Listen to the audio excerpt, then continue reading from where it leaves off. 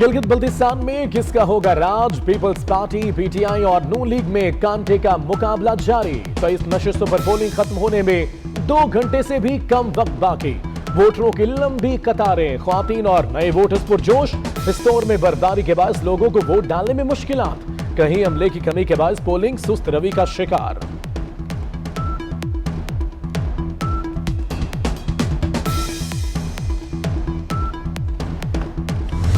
साफ और शफाफ इंतज़ाम हो रहा है, इंतखाब हो रहा है और लोगों में बड़ा जोश वलवला है।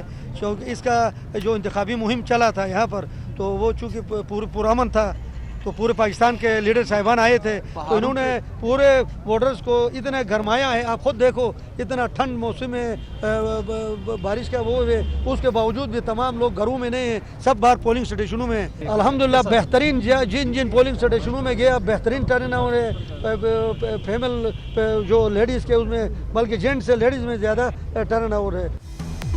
चीफ इलेक्शन कमिश्नर राजा शहबाज खान का गिलगित बल्तिस्तान में मुख्तलिफ पोलिंग स्टेशन का दौरा। कहते हैं साफ और शफाफ इलेक्शन हो रहे हैं, तवक्को से ज़्यादा वोटर बाहर निकले। खवातीन ने भी बड़ी तादाद में वोट डाला। निगरान वज़ीर आला गिलगित बल्तिस्तान मीर अफजल खान का कहना है कि पोलिंग अमले की कमी की शिकायत पर नोटिस लेंगे। हुकूमत ने मिसाल इंतजाम किए, फौज की तैनाती की ज़रूरत नहीं।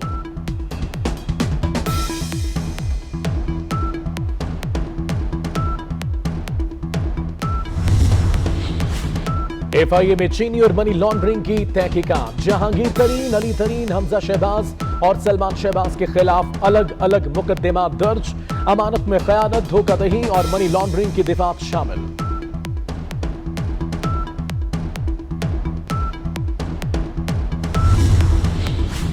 मुस्लिम लीग नून के एक और रहनुमा की गिरफ्तारी। मुल्तान में महकमा एंटी करप्शन ने साबिक एमएनए अब्दुल गफ्फार डोगर को हिरासत में ले लिया। करप्शन और इख्तियारात के नाजायज इस्तेमाल का इल्जाम।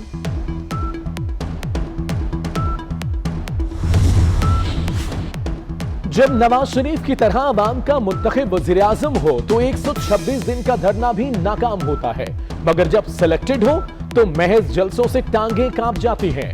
मुस्लिम लीग नून का इतना खौफ है कि हर जलसे से पहले वहां के रहनुमाओं पर क्रैक डाउन शुरू हो जाता है। हुकूमत को घर तो जाना ही पड़ेगा। साबिक एमएनए अब्दुल गफ्फार डोगर की गिरफ्तारी पर मरियम नवाज का ट्वीट।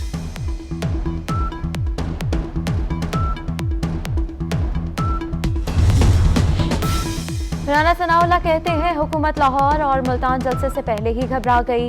अब्दुल गफ्फार डोगर की गिरफ्तारी मुल्तान जलसे को सबूताज करने की कोशिश है। डीजी एंटी करप्शन वज़ीर आला पंजाब का आलाकार ना बने। साबिक एमएनए को फौरी रिहा ना किया गया तो हालात की संगीनी के जिम्मेदार पंजाब हुकूमत होगी।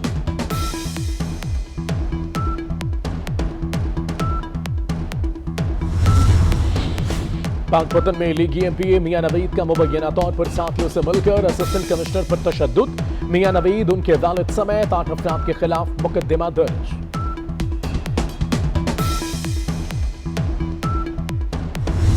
हिंदुस्तान बाकायदा एक मनसूबाबंदी के जरिए अपने वसाइल इस्तेमाल कर रहा है।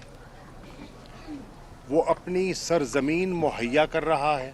ट्रेनिंग कैंप्स कायम कर रखे हैं, जहां दहशतगर्दों को न सिर्फ फाइनेंस किया जाता है, ट्रेन किया जाता है। बाकायदा उन्होंने एक सेल तश्कील दिया है जिसमें CPAC के प्रोजेक्ट्स को निशाना बनाना है।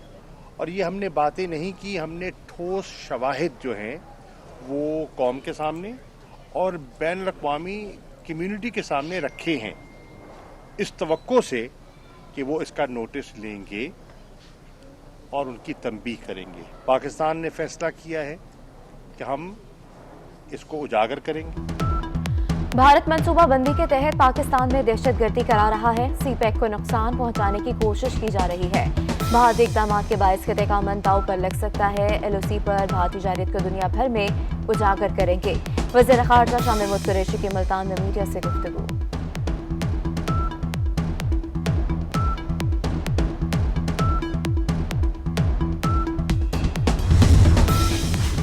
लाहौर में दिन को रात का समा, शहर पर काले घने बादल छा गए। तेज हवाओं के साथ बारिश, नशेबी इलाके पानी पानी, सर्दी की शिद्दत में इजाफा।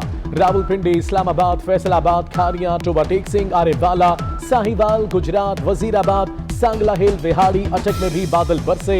मर्दान, मालाकंद, डेरा इस्माइल खान, शिमाली और जनूबी वजीरिस्तान में रिमझिम। मानसहरा, नारान, कागान, स्वात, शांगला, वादी लीपा और वादी नीलम में बर्फबारी। तालीमी इदारों में सर्दियों की छुट्टियां होंगी या नहीं, विफाक़ी वज़ीर तालीम की ज़ेर सदारत वज़राए तालीम का इजलास कल होगा। शफकत महमूद का कहना है, बच्चों की सेहत हमारे लिए अव्वलीन तरजीह है।